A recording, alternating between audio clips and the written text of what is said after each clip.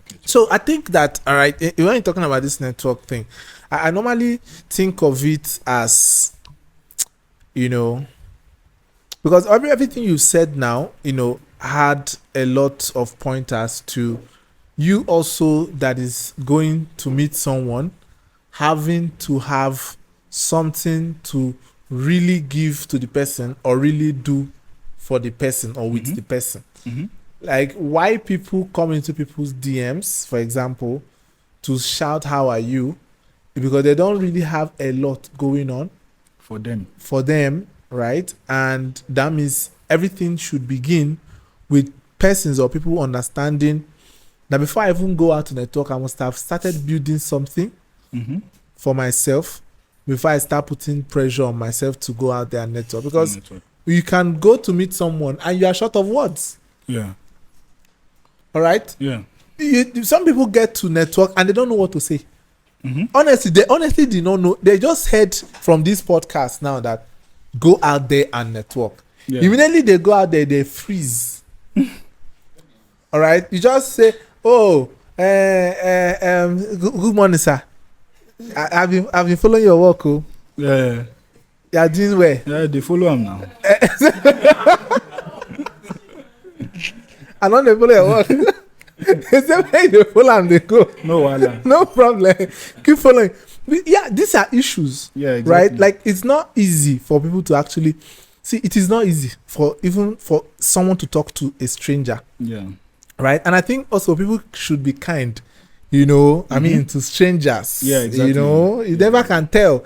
There are people that I met. There's one young man I met through this Brandwise thing, right? I mean, I've not seen him face to face. Nothing. He just messaged me 2 days ago that one of his bosses wanted to do branding. That I sent him a portfolio. This one, that one. I have not seen him before. I have not met him. He's also a designer. Do you get my point? Yeah. Now, some people are actually overwhelmed. Yeah. When they see their idolo. Right? Imagine now you just they go downstairs, can't jam Fisayo. Yeah. I understand. What you go do? You say boss. Especially when you meet people you didn't plan to network with. They can't stay in the same room with you. And one thing that saves me there is that I have this mindset that once I'm in that room with you, you should see me as everyone that is valuable in that room. So I prepare myself from the way I dress, when I'm going to anywhere, right? I can meet anybody here and they will believe that I belong in this class. Yeah. You take your time to network, you go to Transcorp, you sit down. You can't now go to Transcorp and looking like one of the waiters. Even some of them are finer than you. Yeah. And you want to network. Which network exactly are you going to use? Glow or MTN? Do you get? Yeah. So I want to believe that when people want to network, they have to have something to talk about. Yeah. Or something to bring to the table. So after this, we're going to go on a break. Then we'll have other people ask you questions. Okay. All right. So, I mean, you've worked on a lot of projects. You're also a teacher in ADP list and all of that. So what do you think is a failure? Like when a teacher has failed, do you understand? Because we've talked about mentees and all of that. What do you think when a teacher fails, what does that mean? Do you understand? When somebody fails as a teacher, what does that mean? Now, a lot of this is happening in the space, which is very interesting. Yeah. Some people move from... Now, there's a man I'm working with currently, right? He should be in his late 50s, right? And he has designed for most of the popular brands I know, but on low key. Yeah. Like we saw most of the wine companies. See, people that do this are not young people. They're not 25 years old. Some wine brands you see are not your mates that are designing it. Some crazy wine brands, right, are not your mates. These are men in their 50s, 60s, because you can't think the way what they are thinking. Yeah. There's some wine you pick up, you just be admiring the label.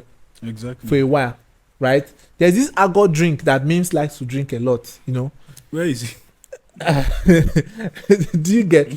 There are a lot of wines like that, right? That, so I saw this man branding. He does the 3D model himself. He do all of that, and a lot of things he does. Right now, we've come to a situation in our country, right, especially in Africa, where when somebody is getting to a particular age, he says something like, I know be designer again. Yeah. Right? I no go do again. Money no dey here. Make I go pursue my vision. Make I go. Right? Yeah.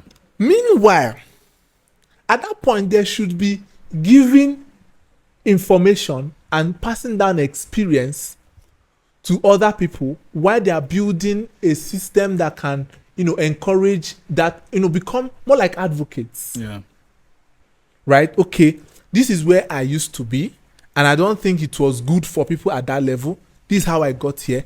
Because I know most, successful businesses were run by tech people, creatives, because there's a way they think. They are like this. Yeah. Right? Their decisions are not over-analyzed. All right? They are disruptors. Do you get? Because it's going to get to that point again where maybe somebody that is a good content creator will tell you, I'm done. I'm no longer a content creator. I don't sell bag. Yeah. I'm not a content creator. I want to begin to do air hostess. Right? He feels that, so did this start from the beginning or did this start from the end? Now, the question again is, what could a teacher conceive or consider to be that he has failed as a teacher? Okay. Right?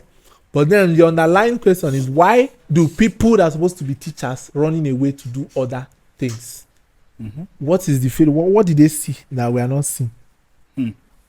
Serious question, Abi. Yeah. So I think.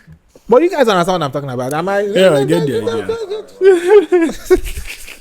I think it's usually good to look at failure objectively. Right? Okay. From one standpoint, as you consider yourself a teacher, a mentor, right, for some reasons. However far you come, right, to the level that you are currently. And I'm trying to dissect what you said in a way that it makes sense, right? So, however far you come, right, as a teacher, you should consider that like a form of, you should consider it a story, right? It's kind of like, it's a journey, right? Now, most of us now currently, 10, 15 years ago, this is not what we are doing. In fact, some of us don't even know that you are going to get to that point where you'll be designing or probably make 100K inside under the roof of your house. Not $100K dollars. So. I know a lot of people have made it. So, for me, right, some of those things are how I started off, let's say 10, 15 years ago, right? My dad is a mechanic, right? And we were all pressured to learn a skill or the other as we grow up, even 20 years ago, right? We're all pressured to learn a skill as we grow up, right? And some of these skills has a lasting impact in our life, but we don't know, right? Because I used to learn mechanic before, and then now I don't need it anymore, right? But guess what? Experience is the best teacher. So if you look back at some of those things that you have seen before, the discipline, the struggles, the stress, and all the ups and downs, even the times that you were asked to kneel down and raise your hand up, you understand? So maybe because you didn't do something right at the workplace, right? Most of those things, you carry them along with you as you grow. So it might not really directly apply as a creative professional, right? But it applies in a way, indirectly, right? So you keep taking those pieces of, knowledge shared, right? You keep taking them with you. Now, when you said a teacher being a failure, right? How do we consider a teacher to be a failure, right? Some of those things that some of those things that you might have done as a mentor, right? They actually have a form of I don't know. They have a form of impact on all those people that you have mentored for some reasons. But when you get to that point where whatever you are sharing is almost no longer directly relevant, right, to whatever is going on now, right? At the end of the day, you probably might have passed little to no knowledge, right? Or little to no, you made not much impact on people, right? But if you happen to be this sort of, I don't know if I'll say generalist, right? Somebody that, you touch lives, right, directly, more than you try to, like, instill skills on people. Okay. Right? It helps whatever you are doing to make a much more lasting impact on those people's lives. Even forever and ever. But if it happens that whatever skill or whatever you're trying to, there are those things that happens to have like a dead, like there will be a particular point in time where those things are not relevant, then I feel there will be a particular point in time where even if you are teaching those things, it doesn't make any sense anymore, because nobody will gain anything from them. So now it's just like you were saying, like you had someone that had worked 15, 30, 40 years ago, had been working with big brands and all that. There are some things that person might want to give us now, right? That would probably, in as much as they are the top of the top, we would not probably directly benefit from those things, right? But there are some things that maybe if they share from experience, right? Client relationships, you understand, feedbacks and stuff like that. No matter how long it takes, AI or no AI, we are going to benefit from those things, because it helps us, be a better version of ourselves, not our skills. Right. That was somebody need to clap here now. Why are you behaving like this? No, like anyway, I just hope we are not lost, but I'm just trying to. Yeah, but you get that, right?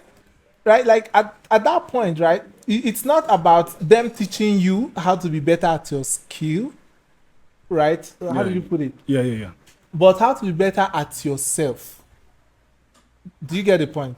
Right? The skill can only be transferred in people that are into active service. Like you are still on the work, you are teaching people how to do all of that. But when you think you want to hang your boot, right? At that point, you should be communicating something beyond skill, which is self. How to be a better version of yourself, with or without your skill. And that is, where, we should see those teachers to stay relevant, and it stays relevant forever and ever and ever. I mean, the next segment is going to be Tolan. I'm very sure that he's going to touch and talk about all of these things. I mean, he's been giving us a whole lot, in the past few months, and all of that. I don't know. Do you want to finish your thoughts, or are you done? No, let's continue. Okay. So, I mean, you can talk to us about the project that you currently worked on. Okay.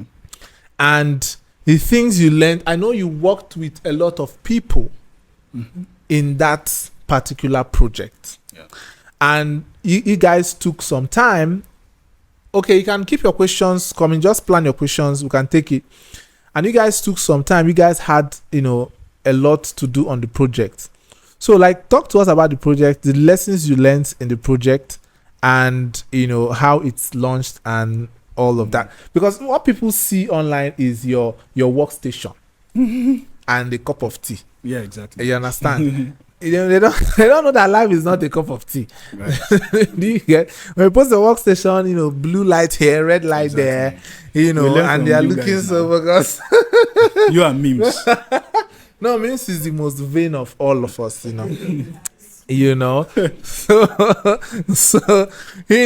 so you post all of that. There's a question I have to ask there, but let us finish this one now. Maybe in the next segment we'll discuss that. So, how, what was the experience like? Because I know it wasn't all cute. It wasn't all stressless. Something or somehow must have gotten ourselves into one or twos. So now, how are you able to walk through that project and execute. I know you've worked on a lot of projects. Yeah. But this particular one is very fresh. So that is why we are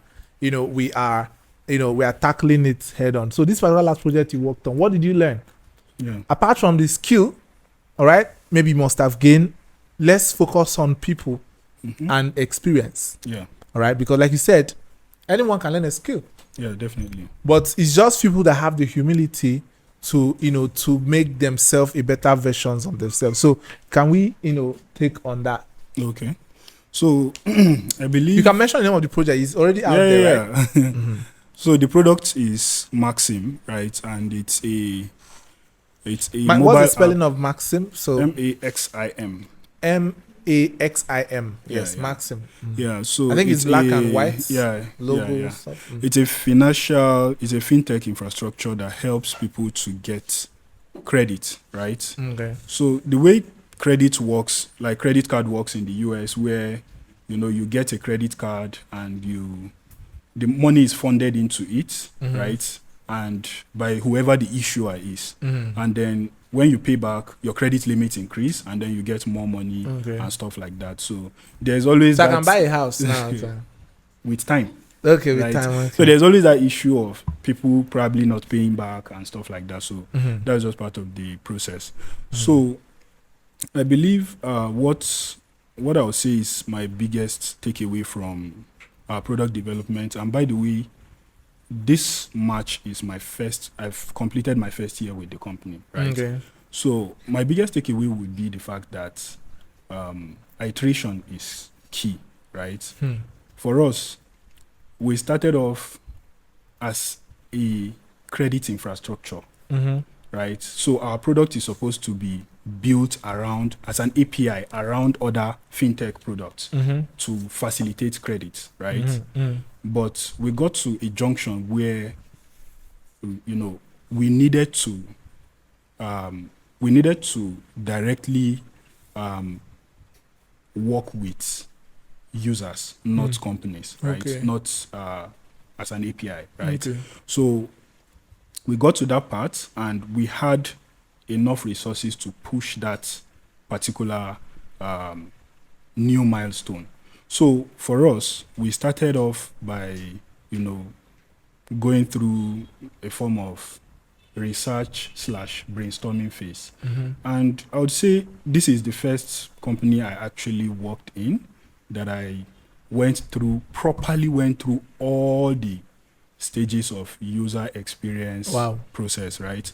So we do all the ideation, brainstorming, we do user interviews, right? And we did a lot of things. Wow. And those things, like in practice, made more sense, right? Than we just assuming, because usually what we do in our portfolio is we work based on assumption at some point, right? But here we work with real data, right? So what I would say is very beneficial for me at this point is that we were able to use those data, those real-time data that we got to create the exact product that the users need based on the feedbacks we got. And it didn't end there, right?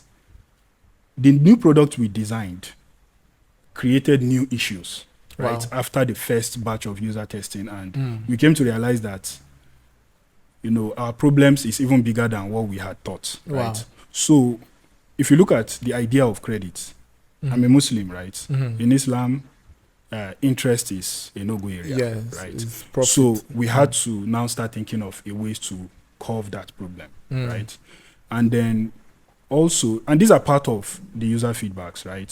So this is why I say iteration is key, right? You should, as a product designer or as a product company, you should be open to, constructive feedbacks, right? And then you should be willing to iterate more often than not, right? So you should be willing to stay agile as much as possible. So for us, what that now led to is, what if it was now a subscription model, right? Where you pay a membership fee, right? Maybe 1,000, 2,000 per month, and you get access to credit, right? So there's no interest, but if you did not pay on time, you pay late fee. Okay. Right. it might sound like another way of interest, but it's actually not. Yeah. Right. So, and our problem still did not end here, because we know a lot of users will say, oh, I don't understand. This figure you are displaying, is it the amount I've used or the amount I'm getting next, right? So all these things. So, but after our first rollout, it was easier for us to, to say, oh, we are making progress, because now we are directly interacting with the users, right? And then we started doing all the nitty-gritty, solutions, like reducing the onboarding stages, you understand, trying to make it easier for users to do this and that.